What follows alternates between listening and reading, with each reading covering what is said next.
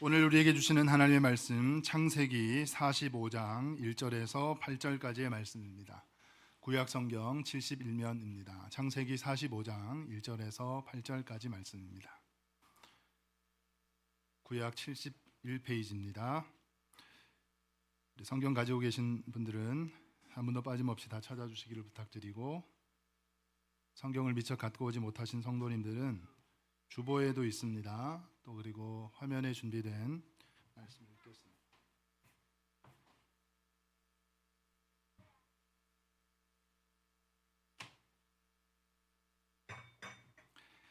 우리 한 절씩 교독하도록 하겠습니다. 1절 말씀 제가 먼저 읽고 2절 우리 성도님들께서 읽어주십시오.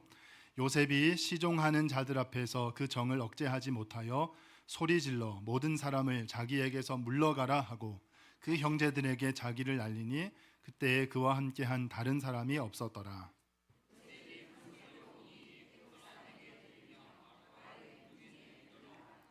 요셉이 그 형들에게 이르되 나는 요셉이라. 내 아버지께서 아직 살아계시니까 형들이 그 앞에서 놀라서 대답하지 못하더라.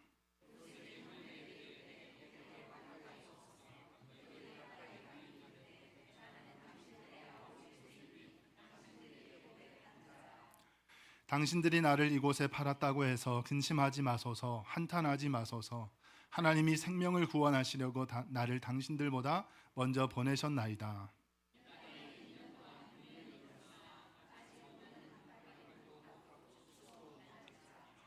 하나님이 큰 구원으로 당신들의 생명을 보존하고 당신들의 후손을 세상에 두시려고 나를 당신들보다 먼저 보내셨나니 이리로 보낸 이는 당신들이 아니요 하나님이시라.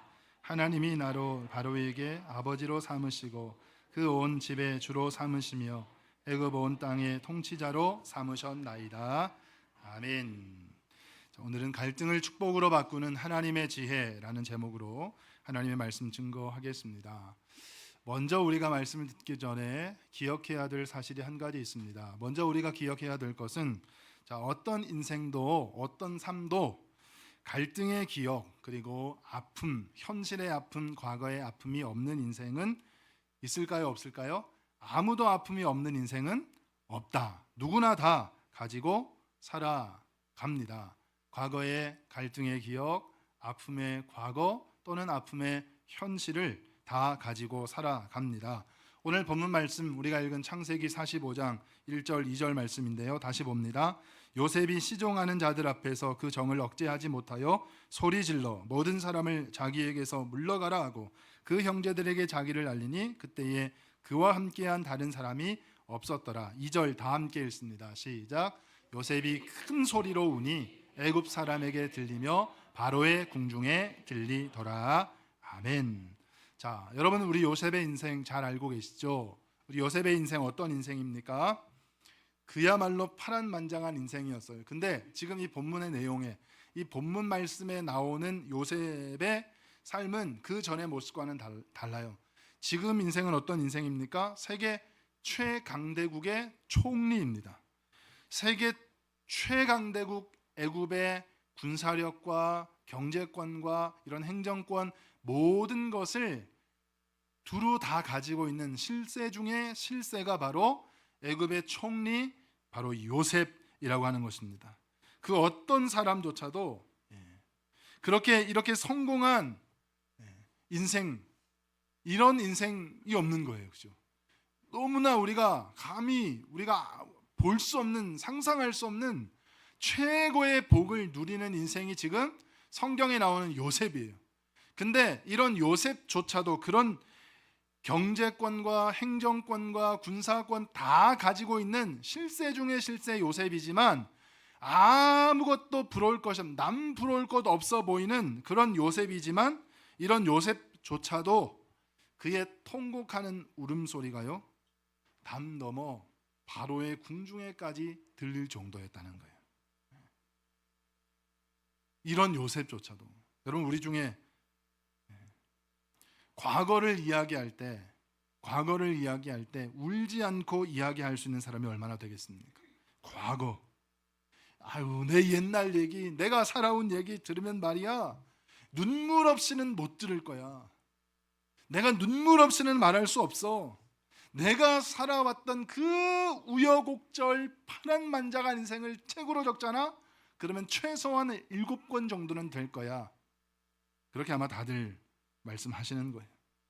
근데 문제는 뭔 줄 아세요? 나만 그런 게 아니라는 거예요. 다 그래요. 다 과거를 이야기할 때 눈물 없이 말할 수 없고, 과거의 인생을 기록할 때 적어도 7권 정도는 다 나올 수 있는 그런 아픔과 상처들을 누구나 다 가지고 살아간다는 것입니다. 근데 여러분 또 생각해 보십시오. 아무리 그렇게 고생하고 그렇게 피눈물 나는 인생을 살았다 할지라도 오늘 성경에 나오는 요셉만 하겠습니까? 여러분 생각해 보십시오.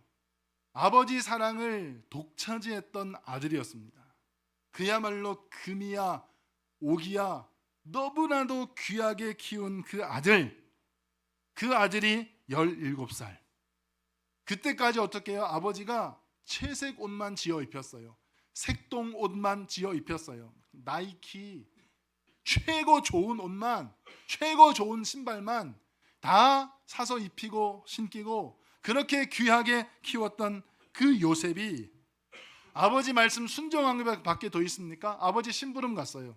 아버지 심부름하러 갔다가 자기 친형들에게 배신당하고 말았습니다. 여러분 그 죽음의 공포를 한번 생각해 보십시오. 죽음의 공포를 겪은 분들이 얼마나 있겠습니까? 그 죽음의 공포를 한번 상상해 보십시오. 다른 사람들도 아니고 형들이 그랬다니까요. 형들이 구덩이에 넣어서 죽이려고 했습니다. 형 이러지 마 나 살려줘 그랬더니 그냥 그 동생을 애굽으로 노예로 팔아버린 거예요. 여러분 옛날에 노예가 어떤 존재입니까? 진승만도 못한 존재들이에요. 노예가 그런 취급 당했어요. 그 머나먼 이국 땅으로 어딘지도 모르는 이역만리 이국 땅으로 노예로 팔려갔다니까요. 요즘에 이민 가잖아요. 뭐하러 갑니까? 다 잘 살아보겠다고 이민 가잖아요. 이민 가면서도 어떻게 해요? 막 울면서 가잖아요. 근데 어떻게 해요? 노예로 팔려간 거예요. 어디로 가는지도 어디로 끌려가는지도 모르는데 그 머나먼 땅을 노예로 팔려갈 때 그 장면을 한번 상상해 보십시오. 눈 가리고 손발 다 묶여가지고 그래도 포기하지 않았어요. 거기 가서 그래도 믿음을 버리지 않고 하나님 붙잡고 살았는데 엎친 데 덮친 격입니다. 억울하게 누명까지 쓰게 되고 그걸로 인해서 감옥 들어가게 되고 그 어려웠던 인생. 여러분 우리 중에 아무리 인생의 과거가 힘들었다 할지라도 요셉만큼 힘든 분이 누가 있겠습니까? 죽음의 공포가 있었습니까? 형제들이 죽이려고 했습니까? 노예로 팔려가신 분, 우리 중에 하다못해 신안 앞바다에 염전 노예로라도 갔다 오신 분 계세요? 아무도 없잖아요.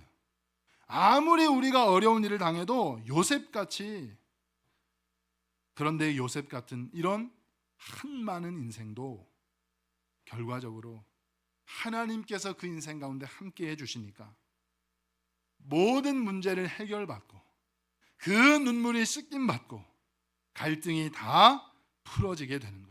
마찬가지입니다. 여러분 우리의 문제가 아무리 크고 우리가 가지고 있는 상처와 아픔이 아무리 크다 할지라도 하나님의 은혜의 손에 만져주시기만 하면, 성령께서 터치해 주시기만 하면 이 시간 우리에게도 치유와 회복의 역사가 일어나게 되는 줄로 믿으시기 바랍니다.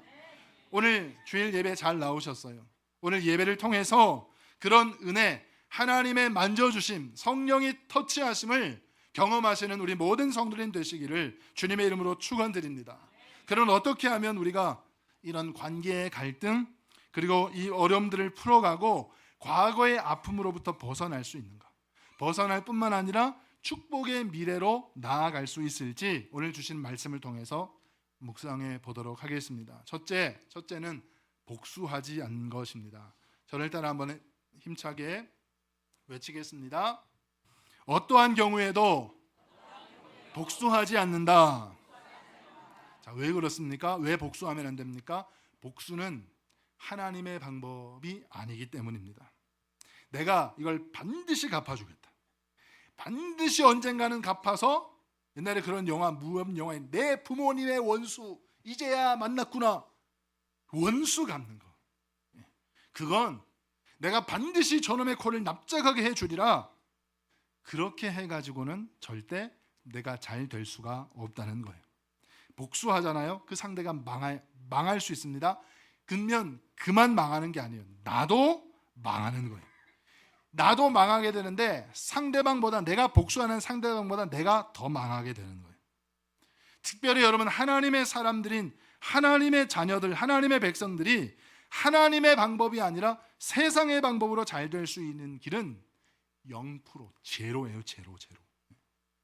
성경은 우리에게 분명히 말씀합니다. 로마서 12장 19절 말씀입니다. 내 사랑하는 자들아. 주님께서 우리에게 뭐라고 부르세요? 내 사랑하는 자들아. 우리는 다 하나님의 사랑받는 자녀인 줄로 믿으시기 바랍니다. 로마서 12장 19절 말씀에 이렇게 말씀하는 거예요. 너희가 친히 원수를 갚지 말고 하나님의 진노하심에 맡겨라 그랬어요. 기록되었을 때 원수 갚는 것이 누구에게 있다고요? 내게 있으니 내가 갚으리라고 주님이 말씀하시니라 그랬어요. 원수 갚는 것은 누구에게 있다고요? 하나님께 있다고. 하나님이 그 원수를 친히 내 부모님의 원수 너에게 갚겠다 이게 아니에요. 그걸 우리는 어떻게 해요? 하나님께 맡겨드리는 거예요. 원수 갚는 것이 내게 있으니 너희가 친히 원수를 갚지 말아라 그랬어요. 어떠한 경우에라도 복수하고 원수를 갚아서 내가 이 한을 풀겠다, 내 원통함을 씻어버리겠다, 그렇게 한다고 절대 씻겨지지 않습니다. 그렇게 한다고 내 한이 풀리지 않습니다. 오히려 한은 더 쌓이게 되고 원통함은 더 깊어지게 되고 아픔과 상처가 이런 말할 수 없이 너무너무 더 아프게 되는 거예요. 그만 망하는 것뿐만 아니라 나는 더 망한다. 그래서 우리는 복수하면 안 된다. 그러면 하나님의 방법은 무엇입니까, 여러분? 창세기 42장 18절 말씀입니다. 18절 말씀에 사흘 만에 요셉이 그들에게 이르되 나는 하나님을 경외하노니 너희는 이같이 하여 생명을 보존하라 그랬습니다. 요셉이 뭐라고 했습니까? 자기는 누구를 경외한다고요? 하나님을 경외한다 그랬어요. 나는 하나님을 경외하노니, 하나님을 경외한다. 나는 하나님의 사람이기 때문에 하나님의 방법을 쓰겠다는 것입니다. 여러분, 하나님의 자녀된 우리, 하나님의 백성들인 내가 하나님의 방법으로 나아갈 때 그때 하나님이 도와주시고 반드시 잘되게 하실 줄로 믿습니다. 그러면 하나님의 방법은 뭡니까? 따라하겠습니다. 용서. 하나님의 방법은 용서라고 하는 거예요. 하나님의 방법은 용서. 어제 우리 꿈초부 여름 영성 캠프에 그래서 기간 내내 구호가 있었어요. 용서받고 사랑하고 고고 대모험. 용서받고 사랑하고 고고 대모험. 용서라고. 그게 하나님의 방법이라는 것입니다.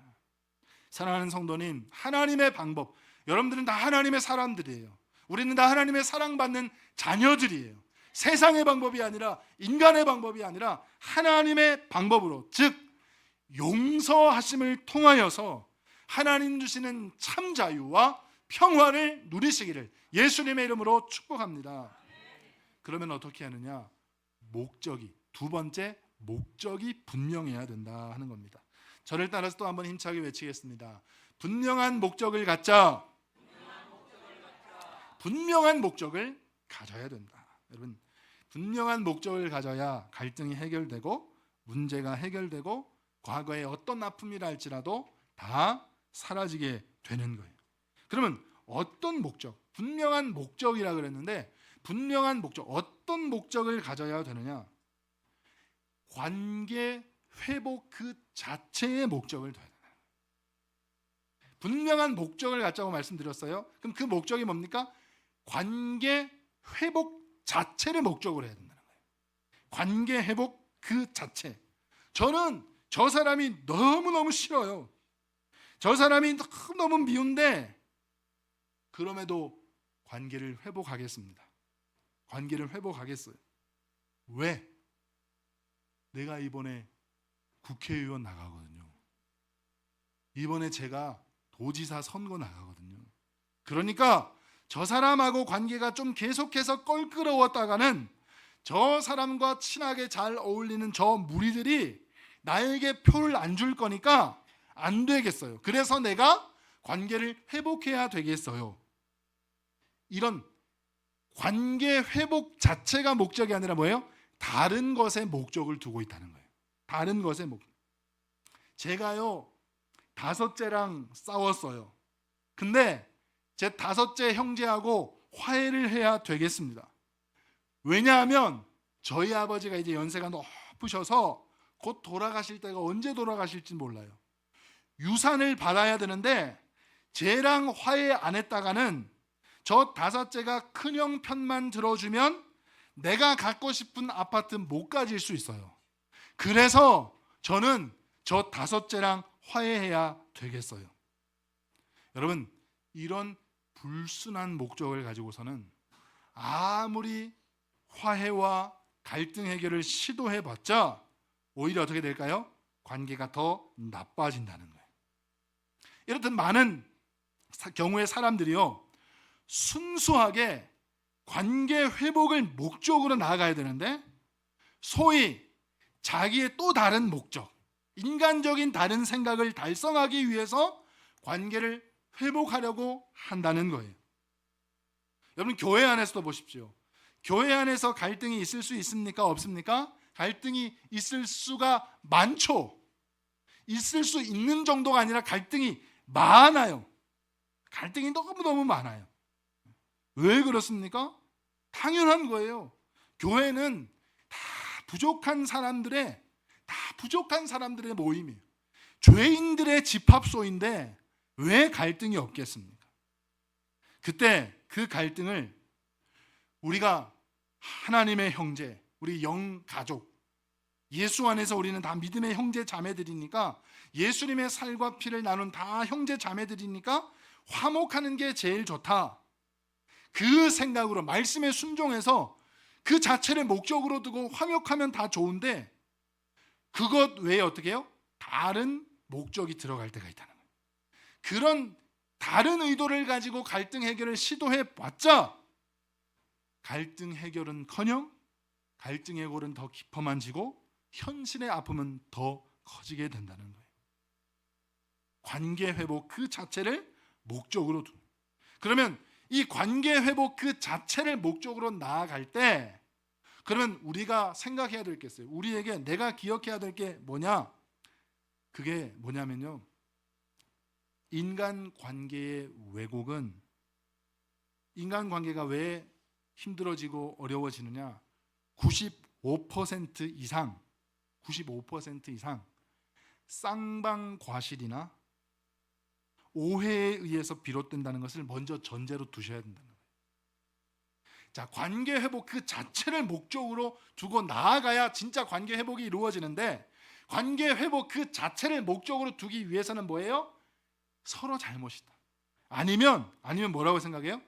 내가 더 잘못했다. 이 생각을 가져야 관계 회복 그 자체를 목적으로 둘 수 있다는 거예요. 근데 우리는 대부분 어떻게 생각합니까? 나는 잘못이 없어. 저 인간이 문제야. 저 사람만 문제야.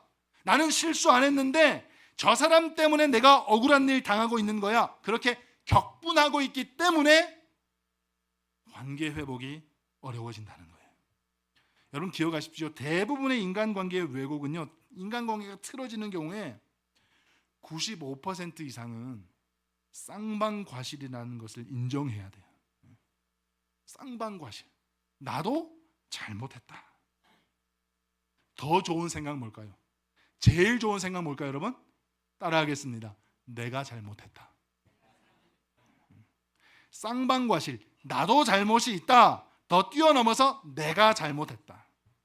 이런 마음으로 나아갈 때 관계 회복 그 자체가 목적이 될 수가 있고 관계 회복이 그 자체가 목적이 될 때 무너진 관계들이 다시 회복될 수 있다. 이런 마음으로 나아가야 된다. 간 혹은 나머지 5% 미만인 경우에요. 간혹 어쩌다가 일방적으로 한쪽이 당하는 경우도 있기는 해요. 오늘 바로 성경의 요셉이 그런 인생. 요셉 보십시오. 정말 일방적으로 너무 억울하게 당한 거예요. 혹시 우리 가운데 이렇게 생각하시는 분, 에이, 요셉도 잘못했잖아요. 요셉도 잘못했잖아요. 괜히 안 할 말 해가지고 형들한테 꿈내기하고 괜히 입방정 떨어가지고 그거 요셉 잘못 아닙니까? 여러분, 아무리 그래도요, 일방적은 맞잖아요. 일방적은 맞잖아요. 요셉은 혼자였어요. 동생이었어, 동생. 형들이란 놈들이 몇 명이에요? 한둘도 아니었어요. 10명이, 형이란 놈들이 10명이 다 작당을 해가지고 동생 하나 그거 죽이려고 한 거예요. 그냥 미워하고 꿀밤 한 대 쥐어 이 정도가 아니에요. 죽이려고 했다는 거예요. 얼마나 나쁜 형들이에요. 그죠? 일방적으로 당한 거예요. 10명이서 동생 하나. 여러분, 이럴 때는 어떨게요? 사람에게요, 한이 남아있는 거예요. 이 분노가 쉽게 해결되지 않아요. 일방적으로 혹시 간혹 가다가 너무너무 간혹 가다가 일방적으로 내가 당하는 경우, 혹시 이런 경우가 있으신가요? 이럴 때는 그러면 어떻게 하느냐? 일방적으로 내가 당했다. 내 안에 분노가 도무지 해결되지 않을 때는 관계 회복을 섣불리 시도하지 않는 게 좋아요. 그게 더 지혜로운 거예요. 아직 분노가 남아 있습니다. 과거의 상처가 너무너무 깊어요. 그래서 그럼에도 불구하고 섣불리 관계를 회복하려고 했다가 오히려 갈등이 깊어지고 또 다른 문제에 휘말릴 수 있는 가능성이 더 높아요. 요셉이 보십시오. 그렇게 성공했습니다. 애굽의 총리가 되었어요. 근데 여러분, 요셉이 몇 년 기다린 줄 아십니까? 총리 되고 난 뒤에도요, 9년을 더 기다립니다. 9년을 더 기다렸어요. 여러분 보십시오. 애굽 총리 됐어요. 대풍년 몇 년입니까? 7년 지나갔어요. 그리고 이제 예고된 흉년이 예고됐을 때 이제 2년, 흉년이 2년째 되는, 그러니까 9년이에요. 자기가 최초로 팔려간 시간 합치면 어떻게 해요? 총 22년 동안, 22년 후에 여러분 이렇게 만나게 된 거예요. 그래도 요셉이 어떻게 했어요? 목을 놓아 웁니다. 그렇게 하나님만 경외한다고 했던 요셉도요, 아직도 마음속에 섭섭함이, 그 인간적인 그 분노가, 배신감이 아직까지도 남아 있었다는 거예요. 왜 그렇게 울었겠습니까? 여러분, 왜 그렇게 울었겠어요? 반가워서 울었으면 처음부터 그렇겠죠. 처음부터.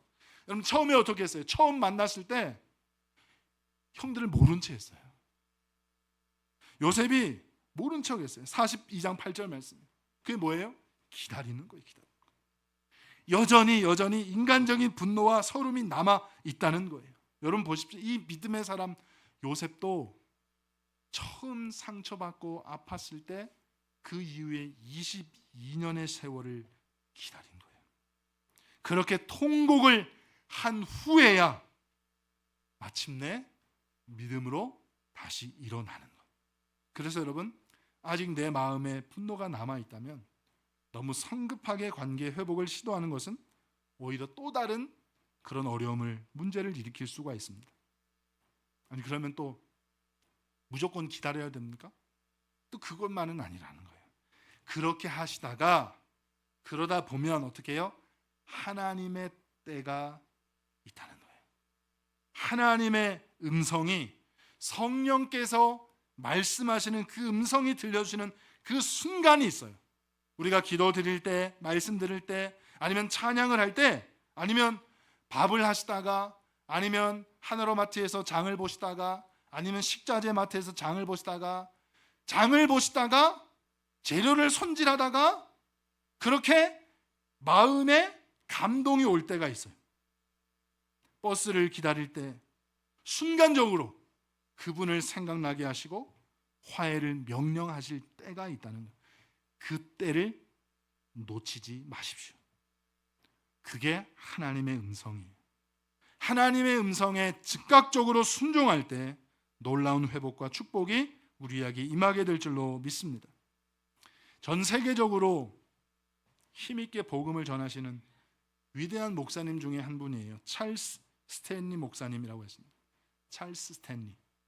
지난번에 오셨던 이훈영 목사님 샌안토니오 한인 침례교회 소속되어 있는 미국 남침례교단의 총회장도 지내셨던 아주 훌륭하신 목사님, 찰스 스탠리 목사님, 많은 저서들이 있는데 저서 중에 지뢰라고 하는 책이 있습니다. 지뢰라고 하는 책의 한 부분을 읽어드리도록 하겠습니다. 이분이 어렸을 때 폭력적인 아버지를 통해서 이루 말할 수 없는 고난을 어마어마하게 당하죠.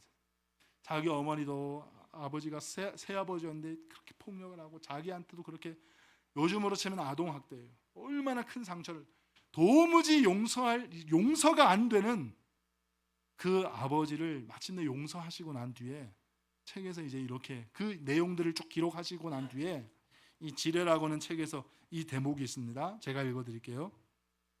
우리가 해야 하는 가장 중요한 일 가운데 하나는 남을 용서하는 것이다.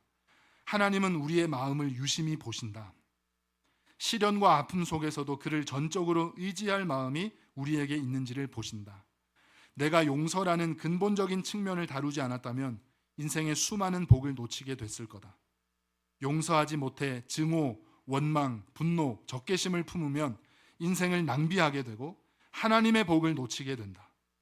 뿐만 아니라 죄의 대가까지 치르게 된다. 그러므로 용서 못함의 지뢰를 잠시도 그냥 놓아두지 말고 그 즉시 해체하라. 그리고 명심하라. 죄에서 하나님의 용서로 가는 최단 코스는 즉시 순종하는 것이다. 그렇습니다, 여러분. 요셉은 용서했습니다. 하나님의 말씀에 순종했기 때문에 마음의 평화를 누렸을 뿐만 아니라 하나님이 그를 위하여 예비하신 풍성한 복을 누리게 된 줄로 믿습니다. 우리 사랑하는 성도님 모든 분들의 삶이 마음의 짐에서 해방되어 하나님의 풍성한 축복의 자리까지 나아가시게 되기를 주님의 이름으로 축원드립니다. 마지막으로 이 모든 것들을 하나님의 시각에서 바라봐야 됩니다. 누구의 시각으로요? 하나님의 시각으로. 요셉이 고백했습니다. 그런즉 나를 이리로 보내신 이는 당신들이 아니요 하나님께서 보내셨다는 거예요. 겉으로 보면 누가 보낸 겁니까? 형들이 보낸 거 맞잖아요. 형들이 죽이려고 했다가 노예로 팔아버렸잖아요. 쫓아내버려가지고 그가 애굽으로 와 있었던 거예요. 그러나 세상의 눈으로 보면, 육의 눈으로 보면 분명히 형들이 미워해서 버림받아서 그들에게 왕따 당해서 내가 여기 온 것이 맞지만, 믿음의 눈으로 보니까 누가 보낸 거예요? 형들이 아니라 하나님이 나를 보내셨다는 거예요. 당신들이 나를 보낸 게 아니라 하나님이 나를 보내셨다는 거예요. 여러분, 우리가 상대방이 준 고통, 어떤 사람이 나에게 준 아픔, 그 가운데 어떤 억울함을 겪었다 할지라도 그것 때문에 결과적으로는 내가 더 잘 되고, 내가 더 복을 받게 되고, 내가 더 영적으로 성숙해진다, 더 내가 잘 될 수 있다라고 믿으신 분들은 아멘. 여러분, 하나님의 섭리를 믿어야 되는 거예요. 세상적으로 보면 유익이 되는 게 하나도 없어요. 그저 내가 손해만 봤어요. 내가 너무 억울한 감정만 커져요. 그러나 그 아픔 때문에 내가 더 한 번이라도 하나님 앞에 무릎을 꿇었고, 그 아픔 때문에 한 번이라도 더 눈물 흘려서 하나님 앞에 찬양했다면 그것은 분명 우리의 영혼을 잘되게 하시는 것이기 때문에 이 세상 그 어떤 것보다 합력하여 선을 이루는 결과로 우리에게 다가왔다는 사실을, 그 사실을 우리가 믿을 때 우리는 진정한 용서, 갈등을 해결하게 되고 미래를 향해서 나아가게 되는 것입니다. 제2차 세계대전 때 나치들이, 그 악독한 나치들이 수많은 유대인들을 잡아서 죽였습니다. 샤워시킨다고 해놓고는 가스실에다가 다 집어넣고 옷을 다 벗긴 다음에 그 안에서 그냥 한 번에 너무 많은 사람들 죽여야, 자기들도 힘드니까 독가스를 살포해서 다 죽여버립니다. 처음부터 무작위로 죽인 것은 아니에요. 젊은 사람들은, 힘 있는 사람들은 뭔가 좀 일을 시켜 먹어야 되니까 일은 놔두고 아무 도움이 안 된다라고 생각하는 노인들이나 어린아이들이나 그 중에 또 약한 여자들, 이 사람들부터 먼저 몰아서 죽이게 된 거예요. 많은 사람들이 샤워하는 줄 알았어요. 샤워한다고 생각하고 갔다가 불려갔다가 그만 독가스가 살포되는 바람에 다시 돌아오지 못하는 일이 반복되니까 사람들이 이제 그때 생각한 거예요. 유대인들이 이제 내 번호가 불리면 나는 죽는다. 그걸 알게 된 것이죠. 그 가운데 한 어머니와 딸이 그 포로 수용소에 갇혀 있었어요. 이름으로 불리지 않잖아요. 다 번호로 불리는 1587, 1588 이렇게 다 번호로 불리는데 어느 날 갑자기 자기의 딸의 번호가 불리는 거예요. 자기 딸의 번호가 불렸어요. 그 딸의 번호가 불리자마자 이 엄마가 어떻게 했을까요? 순식간에 자기 옷을 벗어서 그 딸아이 옷을 딸아이에게 입히고 그 번호가 불린 딸아이의 옷을 자기가 입은 거예요. 너무나 순식간에 일어난 일이라 그 딸은 어리둥절해서 그냥 엄마를 바라볼 뿐 아무런 행동도 어떠한 말도 할 수 없었어요. 그리고 그 딸의 번호가 적힌 옷을 입은 어머니가 이제 푸른 곳을 따라 걸어나는 거예요. 영문을 모르는 딸의 얼굴을 슬쩍 한번 쳐다보고 애써 어머니는 눈물을 감추며 걸어 나갔습니다. 옷을 바꿔 입는 순간 서로 생명을 바꿔 입게 된 것이죠. 딸의 죽음을 어머니가 입게 되었고 엄마의 생명을 딸아이가 입게 된 것입니다. 사랑하는 성도님, 우리는 다 죄인이에요. 우리는 가스실에서 죽을 운명 그 정도가 아니라 영원한 지옥으로 들어가서 영원히 고통받아야 되는, 고통받아 마땅한 죄인들이었어요. 그런 우리들을 위해서 예수님께서 오셨습니다. 우리에게 오신 예수님께서 예수 그리스도 생명의 옷을 벗으셔서 우리에게 입혀주셨고 죽을 수밖에 없는, 멸망할 수밖에 없는 죄인된 우리의 그 옷을 우리 주님께서 입으셨어요. 그래서 우리는 십자가에 달리지 않았지만 우리 주님은 나를 위해 십자가에 달리신 거예요. 우리는 고통당하지 않았고 주님께서 친히 그 모진 고통 다 당해주셨어요. 그게 오늘 우리들의 모습입니다. 사랑하는 성도님, 예수님의 용서하심을 기억하십시오. 주님이 왜 오셨습니까? 바로 죄악으로 무너진 하나님과 우리와의 관계를 회복하시기 위해서, 그분이 그 갈등의 해결을 위해서 자기 몸을 친히 죽이심으로 우리를 구원하시고 하나님과 화해시키셨다고 성경은 말씀합니다. 용서 어렵습니다. 그러나 하나님이 도와주시면 가능합니다. 우리가 용서를 결단할 때 하나님이 우리를 반드시 도와주십니다.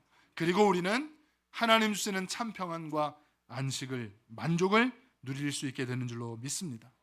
왜 우리가 예수 믿는다고 하면서도 참 평안이 없고 왜 우리 안에 참 기쁨과 만족이 없습니까? 우리 안에 용서가 없기 때문입니다.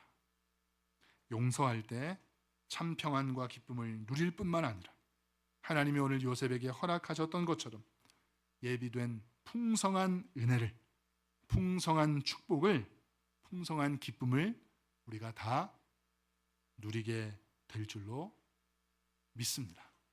갈등을 축복으로 바꾸는 하나님의 지혜 가운데 승리하시는 우리 모든 성도님, 우리 모두가 되기를 예수님의 이름으로 축원드립니다.